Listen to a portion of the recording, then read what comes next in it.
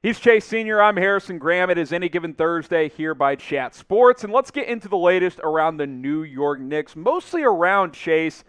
A awesome season opening game, a double overtime win at Madison Square Garden, 138-134. Randle was tremendous. Fournier was awesome. This was a hell of a way to start the Knicks season. A hell of a way to start the season for New York, and they look like a legitimate team against a Boston Celtics team that I think is going to be pretty good. Now, so often early on in the NBA season, you see some sloppy games where there are a lot of turnovers.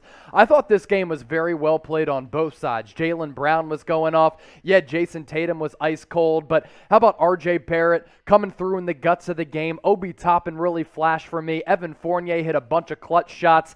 I don't know if the Knicks are going to be a great team. I do think they're going to be a fun team, and I think this is an organization and a team that can win around 50 games this upcoming year because while they don't have the star player, they're very deep. You can already tell the offense so much better. So much better. Mean, that's why you and go more out, explosive with more options. That's why you go get a Fournier. Yep. That's why you go sign a Kemba Walker. I think this offense and this team overall is more well-rounded. I think the defense might slip a bit this year, but in today's NBA, you got to be able to score points, and I think the defense will be good enough. So I can't wait to see how this team they're going to play defense under Thibodeau. Exactly. You just know it. Exactly. So we'll have a lot of dissect from this game and kind of look forward as the Knicks progress into their season. What is your one-word reaction to the Knicks' first win of the season? Exciting, exhilarating, pumped up. I know that's two words, but you can cheat if you want. Let us know down in the comments your reaction to the Knicks opening night win.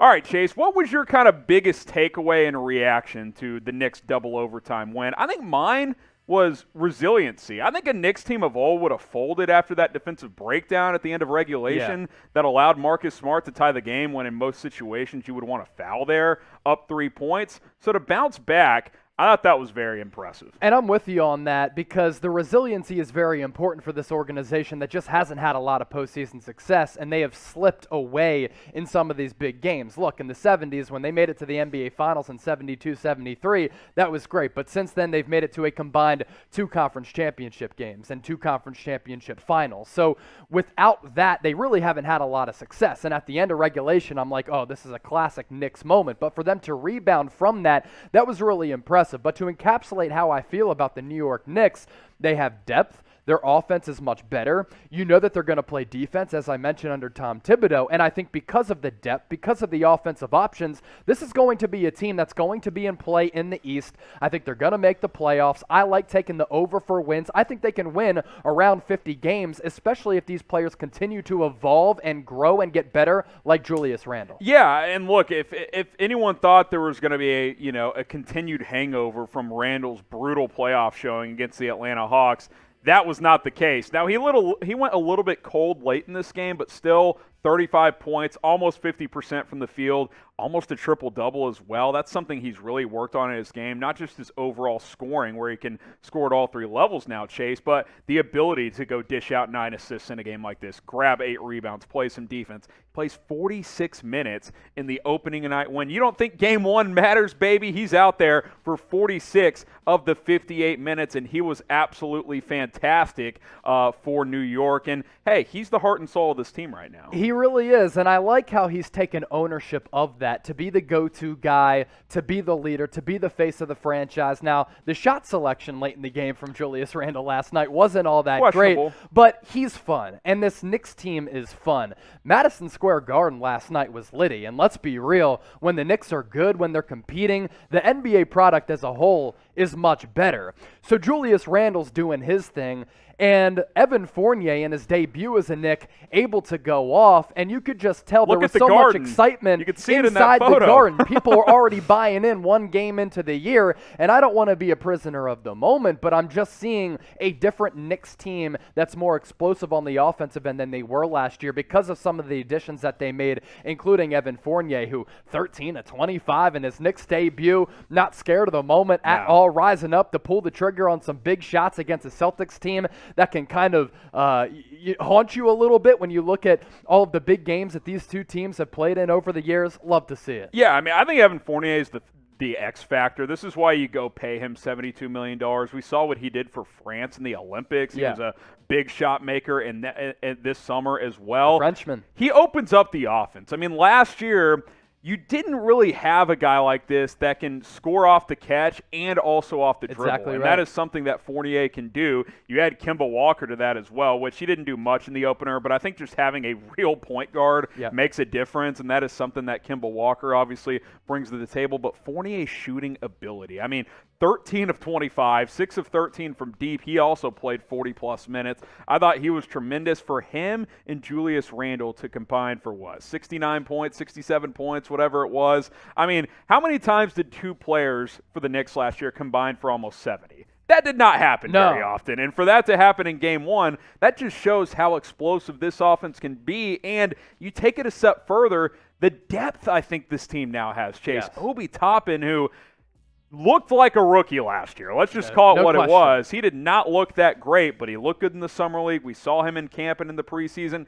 That has translated through one game. In 28 minutes, he gives you 6 of 9 off the bench and 14 points. Look, as a guy who grew up in New York, goes to Dayton, he's under-recruited, ends up having a marvelous career at Dayton. He gets drafted in the top 10 by New York last year, and it looked as though he was going to be a bust. But what I like about Obi Toppin, he's worked on his craft. He's worked on his game. He went out to Las Vegas for the Summer League. He played pretty well. And last night, I thought he really flashed for me in transition as just an athletic force who defensively can then make plays to get the Knicks out in transition where he can leak out. He can follow you on the fast break, throw down some dunks to get the crowd going. Those are momentum-changing plays. Obi Toppin popped for me. I thought Mitchell Robinson was really good, too, on both ends of the floor. He was tremendous. You've got athleticism, you've got depth, you've got defense. Now, Tom Thibodeau, in addition to having his teams play D, they're always going to have their starters play a lot of minutes, so that's a little bit of a concern, but you have to like what you saw in that opening game against a quality team. Yeah, Mitchell Robinson playing on both ends. I think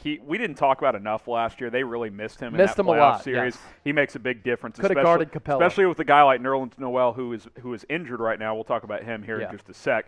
Guys, sub for Knicks Dubs. If you're a Knicks fan, go subscribe to our Knicks channel, youtube.com/KnicksTV. If you're watching on our Knicks channel, then just hit that big red button. We're cranking up our NBA coverage with the NBA season back and underway. We'll have the latest news, rumors, trade rumors all season long for the New York Knicks, so keep up to tabs at youtube.com/KnicksTV.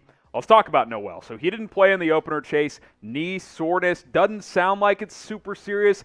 Day to day, Robinson playing good defense helps. The good thing is this team has a lot of depth, so they can take their time with this. I think the key word for today's show is depth. And they play without Nerlens Noel last night, who really reclaimed his career last year with the New York Knicks after turning down that big deal from the Dallas Mavericks. I don't think this is going to be anything long term, but once he comes back into the fold, that adds defensive presence and another guy who can kind of play around the rim and throw down some dunks on the two-man game. Yeah, Taj Gibson missed the opener as well. His wife was giving birth, so that is certainly understandable. We'll see when he gets back into the fold. Maybe he misses another game, but he's obviously one of those veteran presences on this basketball team. So otherwise, no injuries to report from the Knicks, and all was well throughout the first game of the season, and a 138-134 win over the Boston Celtics. So now you get Game 1 under your belt. Marshall Green here at the office, big Knicks fan. He was like,